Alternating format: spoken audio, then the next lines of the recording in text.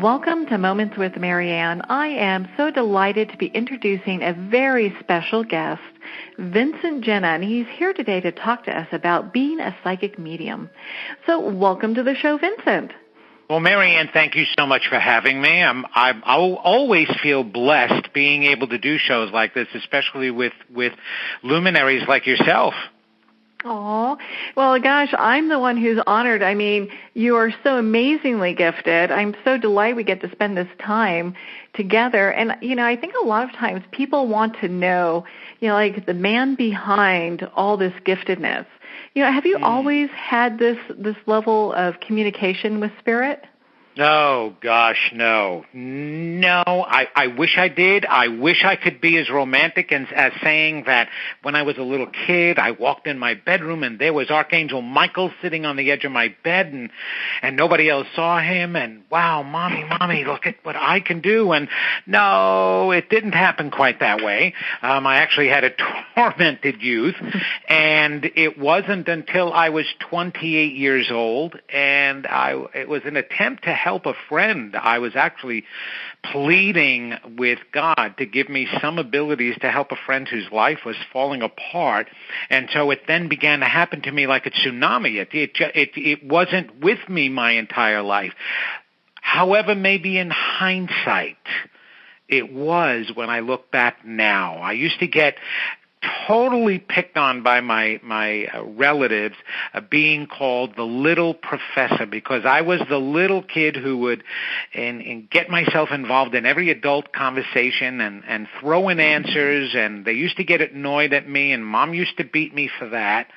But maybe that was a sign of it. But it wasn't shown to me until 28 when I asked to be able to use something. And so it turned into a Steven Spielberg movie all over and around me, Marianne. It was one of those incredible things. And in my early beginnings, I wanted to be a professional actor, singer, and dancer. That's all I cared about. That was the resilience that helped me get through my youth and the torment that I went through then. And so I was married at 28 years old to my high school sweetheart, and we just, we're trying to live a normal life. We had a child, but like I said, I had this friend who actually was my major tormentor in school when I was younger. He instigated all the jocks to beat me up, and at our high school reunion, he became a friend of mine. He became a friend. As a matter of fact, he became a very close friend, like a brother.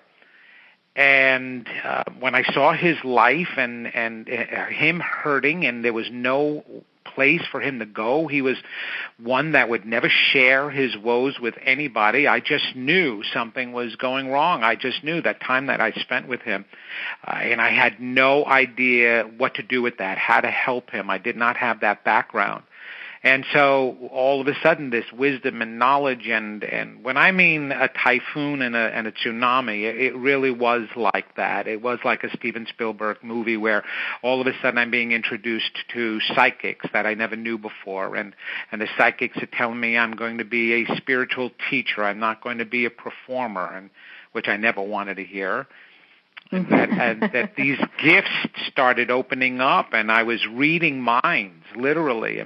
And my wife and my friends that were around me at the time and I was sharing this with were, thinking, what's going on with this guy here? Wait, I didn't even finish his sentence and he's finishing it for me, or I was going to ask that, how'd you know? Or I did that yesterday, how do you know that? And it kept going on, and day after day, it was just filling my mind, and words were just filling in their wisdom, words that I'd never heard before, philosophies and ideas. And thank goodness my wife was with me since I was 17 years old, because she knew that I didn't have that background at all. And so when it was happening to me, she was wondering where that was coming from. And so she knew I wasn't crazy and I wasn't making it up because she had known me so well. And so we did a lot of research, and it just kept happening bigger and bigger. And then dead people, swirling smoke, apparitions. It was just one thing after another. Everything that you find in a book that happens and that's listed under metaphysical realm and anomalies, that's exactly what happened to me, Marianne. It was crazy. A lot of my friends that have gone through like a similar experience, they talk about, not really having support. And it sounds like you really had the love and support of your wife during all of this to you guys were kind of figuring it out together.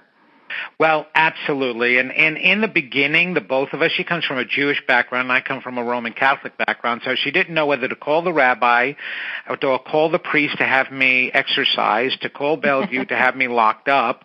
But she believed in me. You see, that was the whole thing. She believed in me, and together we just kept trying to figure out, and we were directed to different places to read what was going on.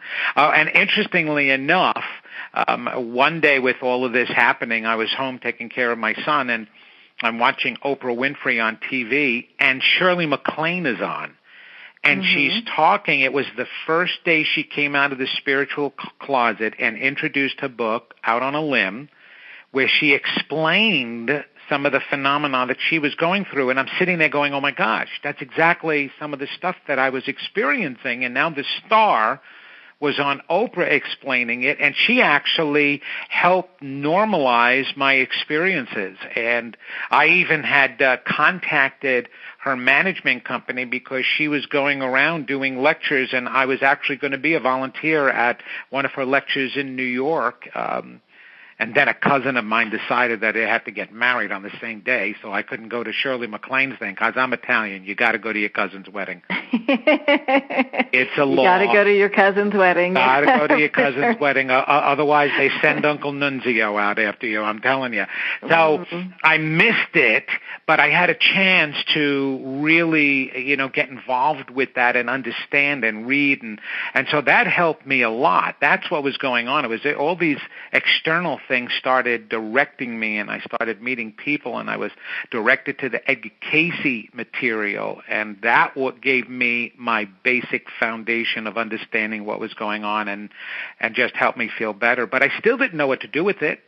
I still wanted to be an actor, and now I have psychic gifts too, and so I was like, so what? What do you want from me? I didn't know what they wanted from me, though I did use it to start helping my friend, which I was able to do and turn his life around. And so he was actually my first spiritual student, but I still didn't. I wanted an Oscar one day. I wanted an Oscar one day, Marianne. I didn't want to read palms. Well, and I can understand because you were in Greece, weren't you? Yes, the movie, not the country. And yes, that famous movie. I know I was a singer and dancer in that movie, Grease. It's my biggest claim to fame. And it was just an incredible beginning that way, and that's what actually made me think that I was going to continue as a professional actor because I had great beginnings, even though we didn't know that was going to be such a great movie that it turned out to be. My grandchildren are now watching that, and they do not believe. They said, "Poppy, that's not you." I'm like, I know it's hard to believe because it was almost 40 years ago I did that movie. That's crazy. Yeah, I can't believe it's been that long, And it just, it's interesting because you've got this, combination of being a psychic medium. You've got just these credentials behind you because you're also a hospice clinical social worker. Is that correct? I actually was a hospice clinical social worker. I became, because I hated the idea. Okay, so it was being shoved down my throat, obviously, that I had to do something with my psychic skills because they were coming. It was coming every single day. I was getting the advice. People started calling me up out of the clear blue, talking with me, asking me for advice and things like that. So I said, all right, I'll go along with it. But I certainly do not want to refer to myself as a psychic, and I am not putting a palm hanging up outside my door where it says Brother Vinny. I was Cousin Vinny, not Brother Vinny, next to Sister Sarah, that you see over in the highways, right? Oh, yeah. And So I decided, and by chance something had happened, and Providence wound up getting me to go back to school because I was in an automobile accident and I couldn't do the work that I was doing full time then for a career, or actually for a livelihood, while I was pursuing everything. And so I went back to school and got my credentials and my degree, a BA in psychology and a master's in clinical social work. And I started my own practice, and I started being a counselor. All right, that I can do. I'm going to be a psychotherapist. That's great.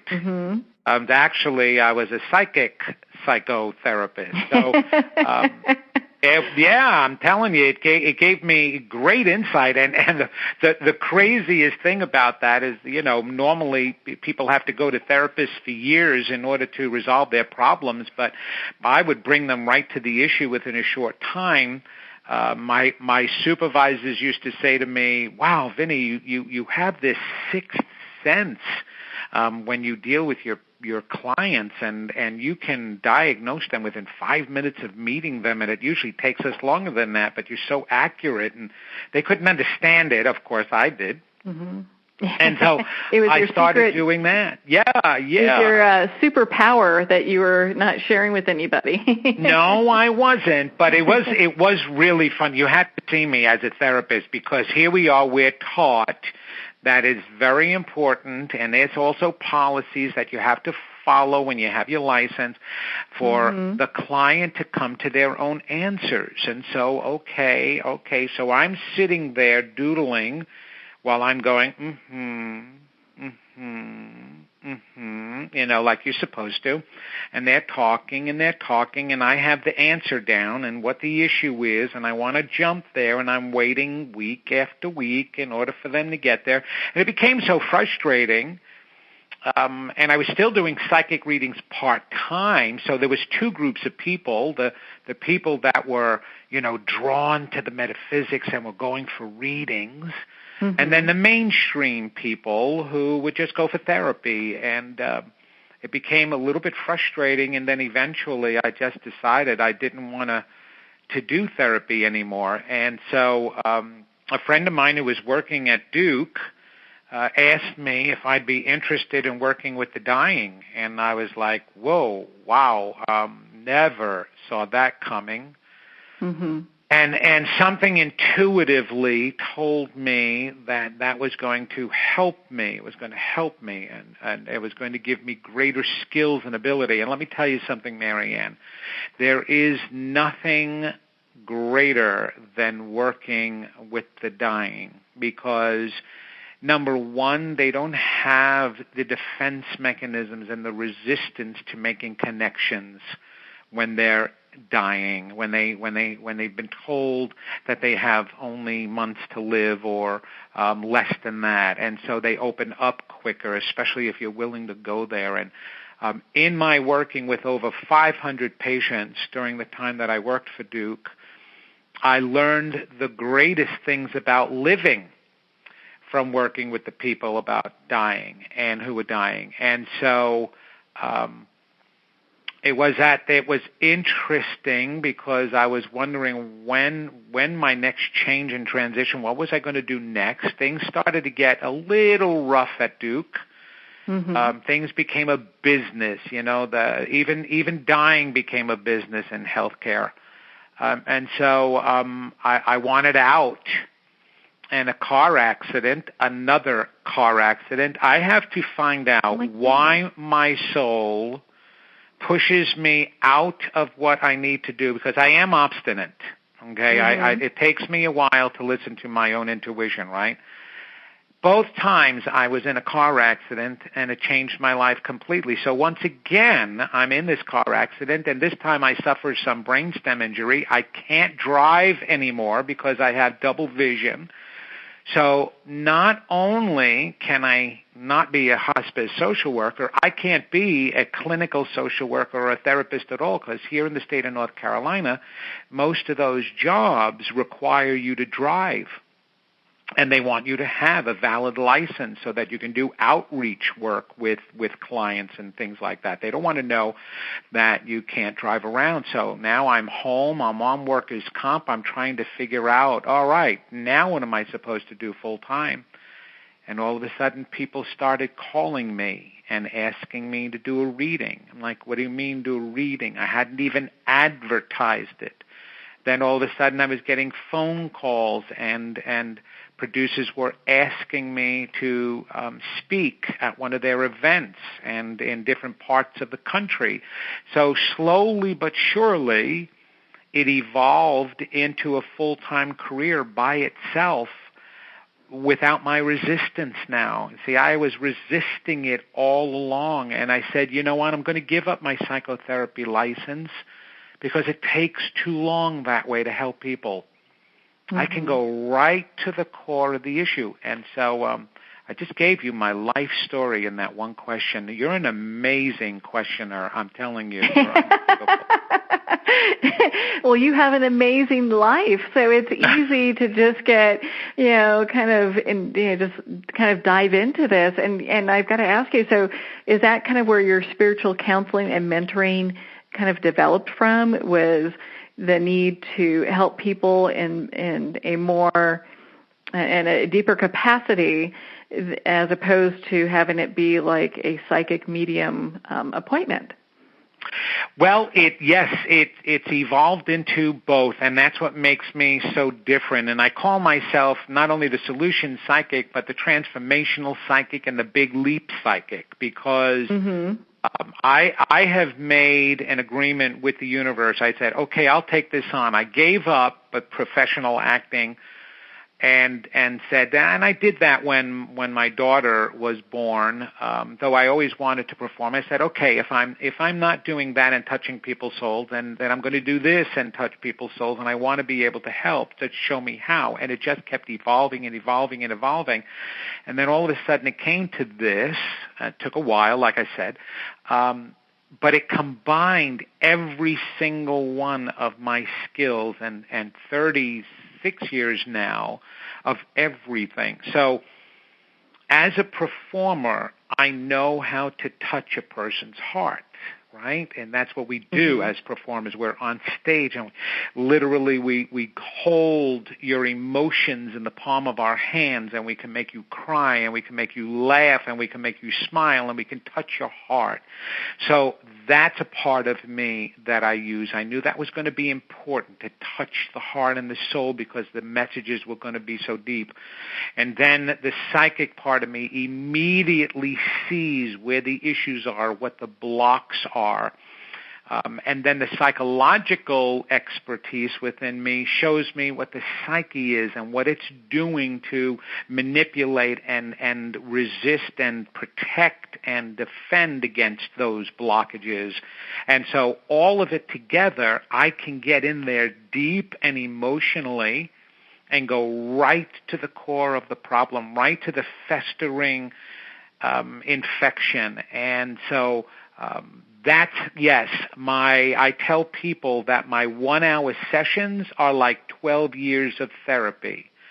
And many times they do leave that exhausted, but feeling great, like so relieved, and as if the greatest burdens released off their shoulders. All people want to know is, one, that they're heard, that they matter, that their pains matter, right? And while I was going to school as a social worker, the most interesting things that were occurring there in the program I went through, it was only adults. It wasn't kids just graduating from undergrad degrees. They wanted more experienced students in this particular program, so it was all adults. And we used to, right away from the first day of class, we would do our internship, and I went right into the field in counseling, and I worked at counseling and psychological services at the university I was attending, and we would then gather in class, and we would share our experiences, and all you heard from these clinical social workers, students, is how petrified they were and nervous they were that they were going to hurt the person. And, oh, my gosh, it's so nerve-wracking. And, oh, okay, I'm learning. I got to do the best I can, and I don't know what to do, and I'm this and I'm that. And it would come to me, and I'm like, I'm feeling really strong and confident that I'm helping them. And they were like, oh, my gosh, that's overconfidence, Vincent. That's no good. You're too confident there. You're supposed to be insecure about this. Chances are you can hurt somebody. I said, no, you're wrong. If you only just sit there, what am I supposed to do? These students are coming to me, and the sign doesn't say he's an intern and he may mess you up while you're sitting in front of you. You know, they're coming to me for help. And, you know, if you just sit there and care to listen to them and care about what they're saying, they're going to get help. And maybe I don't have all the tools in the world to give them answers on how to change this and cope with this and get rid of that anxiety. But in the meantime, we're one-on-one humans, and I have compassion and I am caring, and that is healing them, and that's what I automatically assume. And they couldn't understand that, how I would believe that. But, of course, my background in the psychic part of me, I already knew that. And the teachers would tell me, says, well, obviously you're more advanced and you understand these things, so have patience and understand your fellow peers here that they have to grow into learning that.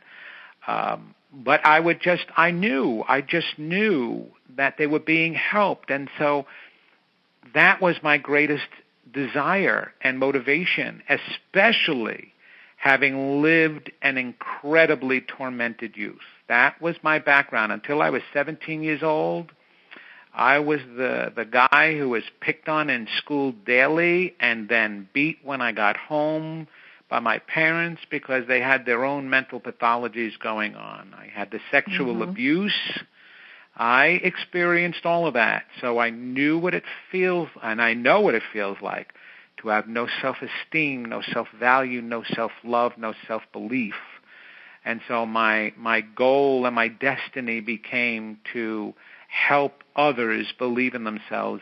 That's the motivation for all the work that I do. So yes, it is counseling, it is years of therapy, it is psychic, it's paranormal, it's metaphysical, and most of all, it's spiritual, and it's empowering. That's what I do.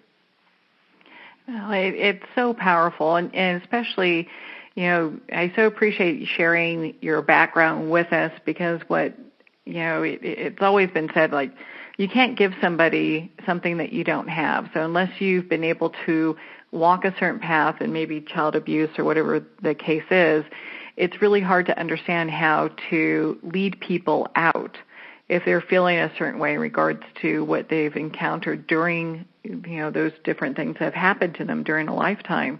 And it seems to me that with the things that you've gone through, you can help so many people because you have an understanding of what it's like. You've been there. You know, you've come out the other side. Absolutely. I know, you know, and each story that sits in front of me can even be worse than mine, Mary, and it's unbelievable.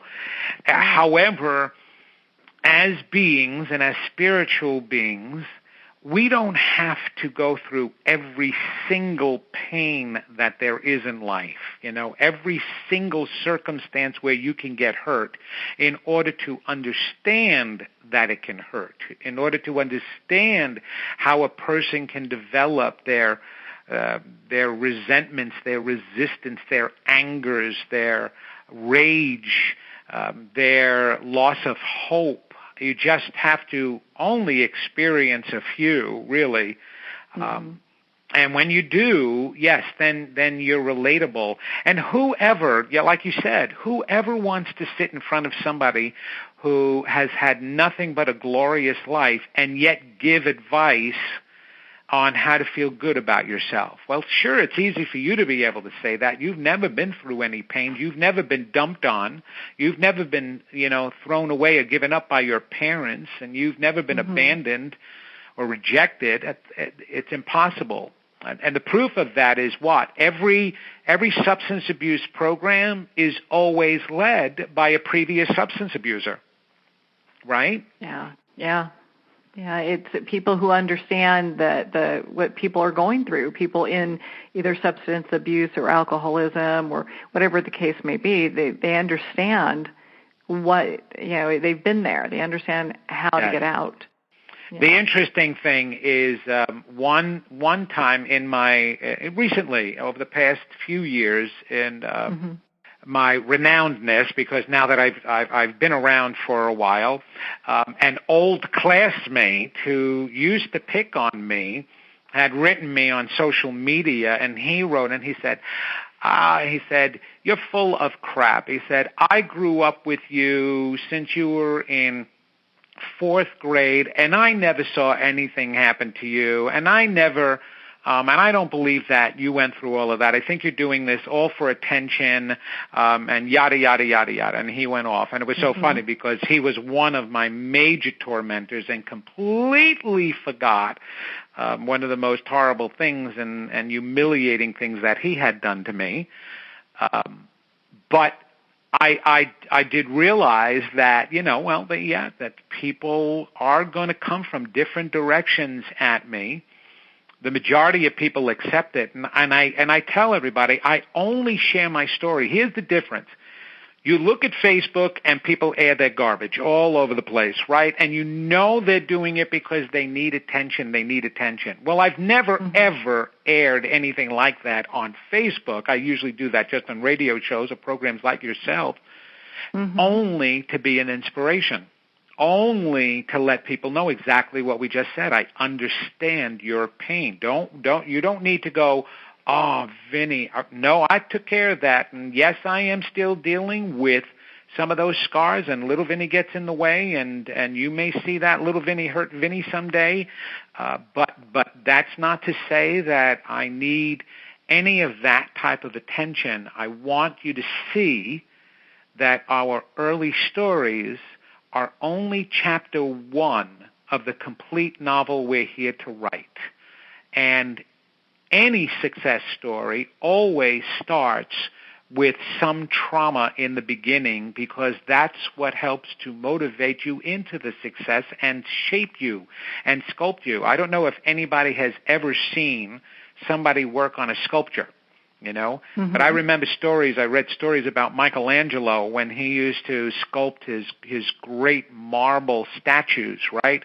There'd be shards of marble going everywhere. Matter of fact, he used to have to wear a bandana around his mouth and nose because he would inhale the fumes, the powder, and he would get shards in his eyes and in his skin, and there would be mess everywhere, all over the place, right?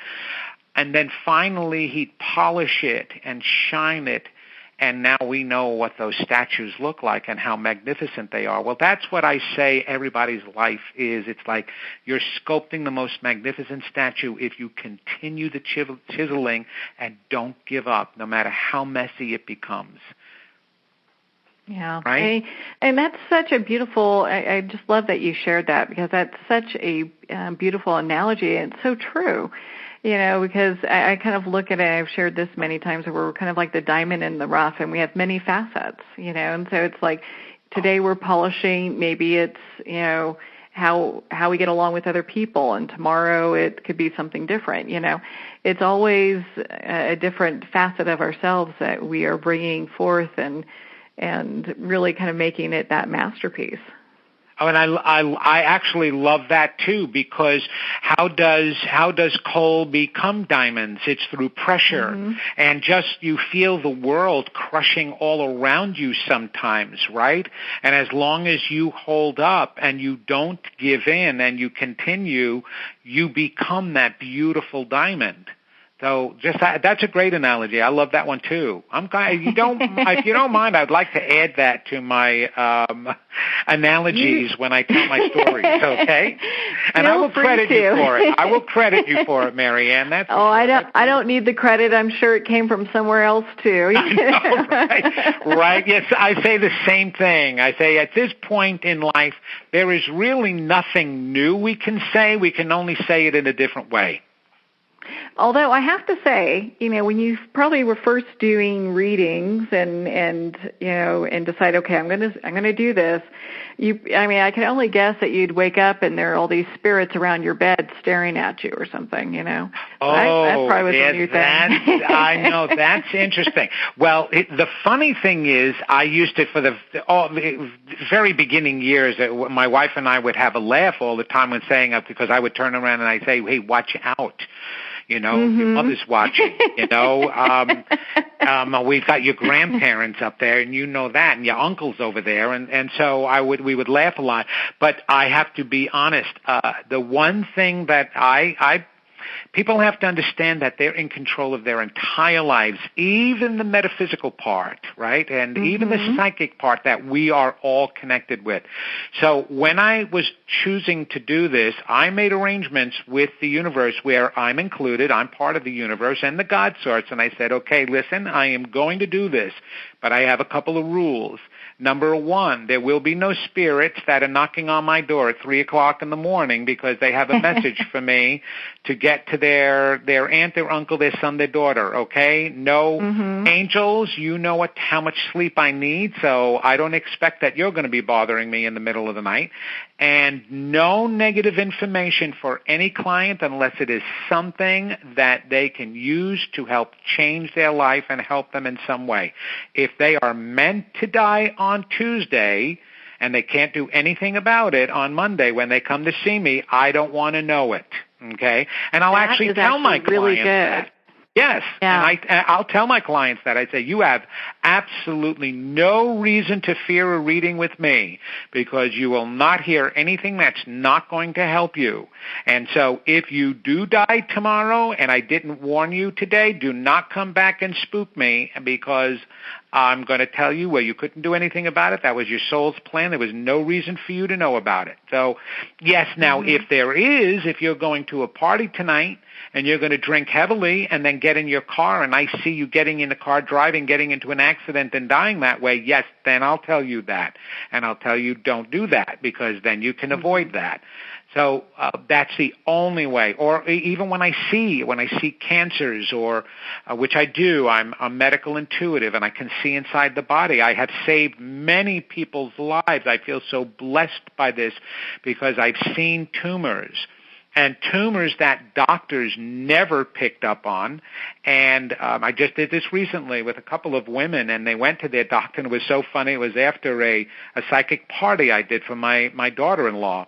She had some friends who wanted readings from me, and two of the women, I saw masses inside of them, and I was pretty strong about it, and I said, you need to have that checked and let the doctor decide what to do, and even if it's really there, I feel it, I see it, but go have it checked. So these women went to their doctors, and one of the doctors just insistent, there's nothing wrong with you, I'm not giving you a sonogram or an ultrasound, is that you have no symptoms, why should we waste money on that? And she says, I don't care, I need it. Now, she never told me whether she actually told the doctor or psychic told me. She went back 3 times before that doctor decided, okay, I'll give you an ultrasound and I'm going to show you there's nothing going on. He found the mass. And he apologized, and he didn't understand how she knew, but he said, you found it early enough. Had we waited any longer, this would have been a completely different situation, but I can get that out, and there's not going to be any problems because we found it so early. Same thing happened with the other woman. So it's an incredible gift to have, but it's also an incredible responsibility.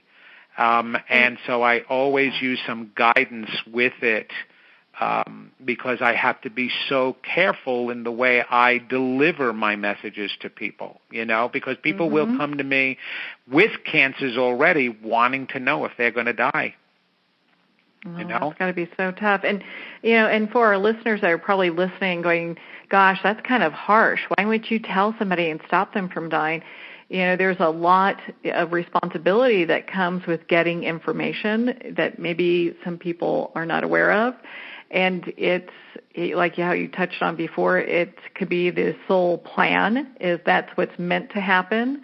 It could be that you are getting information from God source saying, that's not for you to say, so there's lots of different things. It's huge responsibility. I think it's so brilliant of you to kind of put that down as, gosh, if I can't do anything about it, if I can't give them the information, I don't want to know. Right. I don't want the responsibility myself, because here's the thing, Marianne, it's not for me to judge, it's for me to honor. If the words, one of the things we need to all do for ourselves, and I teach how to be psychic and a medium, and my classes have been very powerful for people actually changing their lives, because the major thing I'm teaching them is how to honor their inner voice. It's your greatest gift. It's your greatest guidance. Not your ears to listen to somebody else's advice, but your inner ears to listen to the advice that naturally comes to you on a daily basis. But we don't trust it because we're not raised and nurtured into trusting it. And so I have to teach people how to redo that, because children have natural intuition. They listen to their gut feelings without knowing that that's what they're doing, right? And we actually teach it out of them by instilling fears. And so the doors close, and then you distrust those words that come to you. I have a great workshop called God, It's Not Working. It's actually on my online store to download. It's an amazing research piece that I had discovered where I understand that people don't believe what they think they believe because their adult defense mechanisms are so strong, they create a separate set of beliefs to protect them from what they're really believing about themselves. And so the reason why things aren't working in their lives, though we are unlimited manifesting beings, is because they don't believe what they think they believe, and they don't believe in themselves. And so I show that, prove that, and give evidence to that, and then turn it around and teach people how to change that. But that's the biggest problem. People do not believe in themselves. And so that's you're not going to get the guidance if you don't believe it. Well, yeah, because you're telling the universe, I don't believe it. So why would I, or God source, it's like, so why would you get information then if you're not having some faith? Because it does require a bit of faith. It is, and I bet you use so much of that yourself, Marianne, because one of the biggest feelings that I get from you is that you have a tremendous amount of faith, Oh, thank you. I use it a lot, but don't tell anybody, okay? Okay, I won't. I won't. We'll keep it under wraps here. I know, right? Yeah, definitely keep it under wraps. The magic bullet. Yeah. Well, and I so enjoyed listening to, gosh, because you've been on TV, you've been on, syndicated radio stations all across the U.S. You've just been all over the place. And you talked about, in one of them, crystals and different things that people use as a tool for, like, either healing themselves or clearing their space or whatever, and how basically it's like their vibration is enough, Yes. You see, all of the past luminaries and spiritual teachers, right, they brought us to a different understanding and a different consciousness that was necessary. We needed to leave the ideas of science and religion as not being the be-all, end-all answers, and we needed to get to another level, understanding that we're spiritual beings having a physical experience. Well, all of the past luminaries and the New Age and New Thought movements did that. However, the way they taught it was exactly the way elementary school teachers teach history to elementary school students. They teach it in a way they believe they're going to understand it. The funny thing is, when you go to school and you learn about history, whether it be the world or the United States, when you're in elementary school, they're only teaching you certain history. all of a sudden, if you go to college, I advise anybody to take college history, even one course, because you will hear an amazing different story that you never heard when you were the child, because they didn't think you can handle it then. Then they tell you the truth. Right? Well, spirituality is the exact same thing. All of the past teachers brought us to a level that the universe figured we could handle. So there are some missing pieces, and there's also some pieces that are not absolutely correct, but were taught to us so that we can handle them. I happen to be one of the newer people that seem to be, because all I get are corrections and fill in the gaps now. And so things like the idea and the understanding of the power of crystals and aromatherapy and all of the, crystal beds and healing beds and salts and this and that, all of these therapeutic modes, Reiki, Rolfing, which is on the extreme, physical end, all of those modes help to get us to a different understanding and began us healing in a different way other than traditional medicine. However, what is now happening is we are giving credit to a rock for changing our lives and getting rid of our cancers. Something's wrong with that. We are giving credit. Yes. Something is wrong when we need to walk around our houses burning herbs like sage in order to get rid of negative energy. And so the more we keep doing that, the more we give away our powers. I always go back to the core, and I do have to say I'm not religious. However, I was introduced to Jesus as being my major guide and helper through this entire journey, and he has been, and he's more like a brother and a friend now than anything else, and I completely understand him and who he was, and it's nothing like he's been taught about. But there were things he said that I always pay attention to.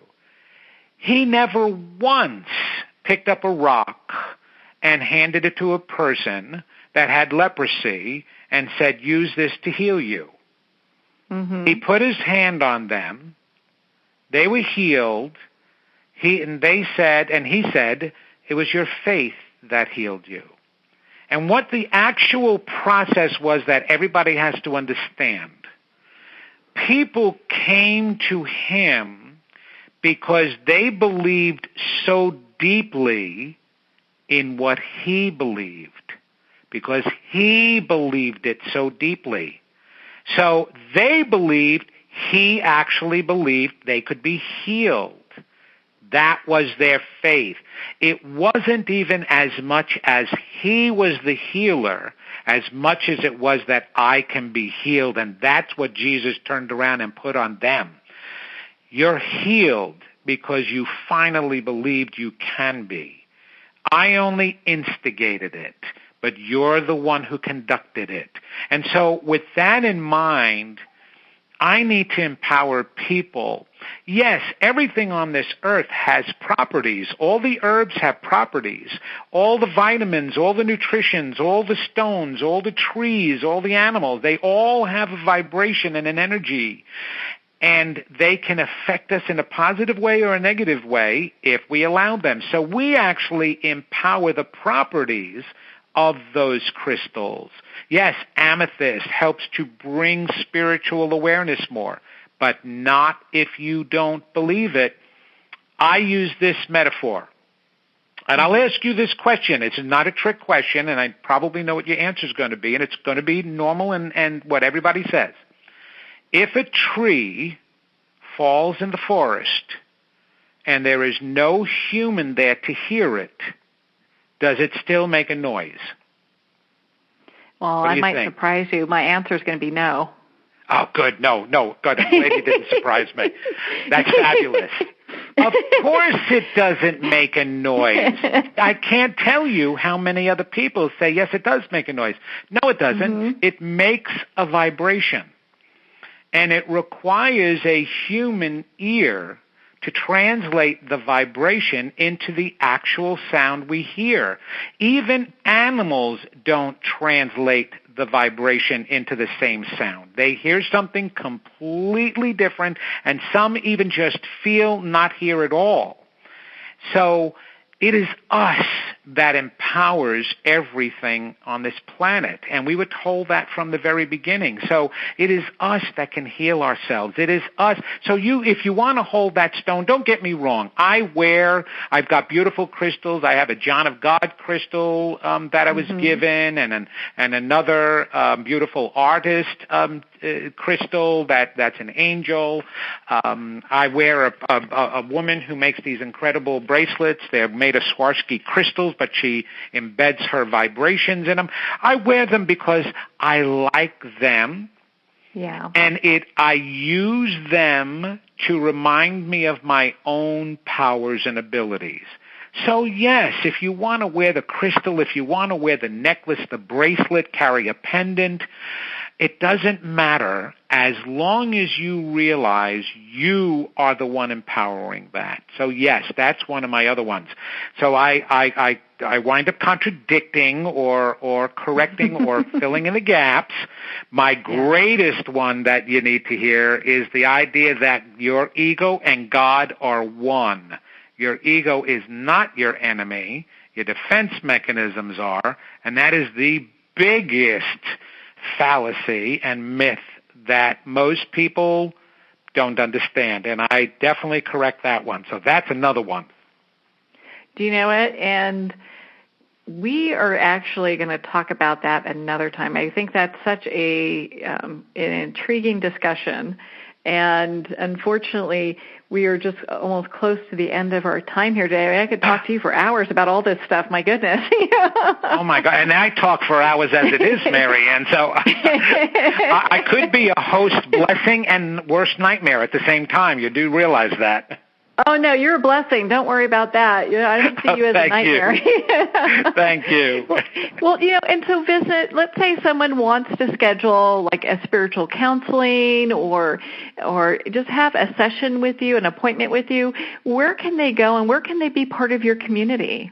Oh, it's real easy. Thanks for asking. If you go to my website at vincentgenna.com, and that's with a Genna, you can book appointments right on there. There's a button. You hit book now. It'll take you to a calendar, let you know my availability, my fees, everything like that. That's one of the first ways. I give my email address for people who have any questions and a phone number, business phone number for anybody to contact me with any questions that they have. And I have my wife is my incredible business manager who helps me out and who responds back to people when I can't. Then if you join me on my Facebook page at Vincent Genna, MSW, I do live events where I will do free readings for people because I want to be able to help as many people as possible, and it's really difficult to do that many private readings for people. So I will answer questions. I'll make some spiritual connections for you with deceased loved ones during that live event. I usually do that the first Wednesday of every month. But besides that, you can just be on there and talk with me back and forth and see some of my events. And I put out a lot of affirmations and spiritual information and content. And also, if you do sign up on my website and register there, I have a great lecture called Life is a Hallmark Moment that you will be given as a gift for signing up. And I do not inundate people with emails upon emails, but I do let people know where I'm going to be since I do travel around, and you can come see me live at some of my events. And also, there is information especially during these trying times, I try to put out some real helpful content. So to answer people's questions, how do I remain spiritual in this very negative, anger-filled time period and self-filled time period. And so I do things like that to try to help people. So if they register, then it'll be well-deserving. Well, I've registered, and I've actually joined all of your social media, and I highly suggest people do. And I am clicks away from booking an appointment with you, so I highly advise everyone go and book an appointment before Vincent gets so popular you can't book any appointments. So go ahead and book your... Well, yeah, we're working on that right now, a matter of fact. So there may be a time that I won't be able to do individual readings, but I'll still continue to do my events for sure, because I love being able to be out there with a group of people, too. Oh, I can definitely see that. I mean, you're so amazingly gifted. My goodness. You know, Vincent, thank you so much for taking the time to be on the show with us here today. Mary Ann, you're a sweetheart and a living angel for inviting me. You got to remember that it's people like you that get to put out my message, too, so you're just as much of a help to me as my own individual work. So thank you so much for that. Well, thank you, Vincent. It's been such a joy to spend this time with you today. One last thing to share. I know that you have an event tomorrow, November 5th, on Awaken the Psychic and Medium Within. And people can look on your website at vincentgenna.com to learn more about that. That event's going to be at Ions Earthrise in California. So again, that will be vincentgenna.com for an event for tomorrow. So, well, that's all the time we have for today. I'd like to thank everyone for taking the time to tune in. You've been listening to Moments with Mary Ann. And remember, make every moment count.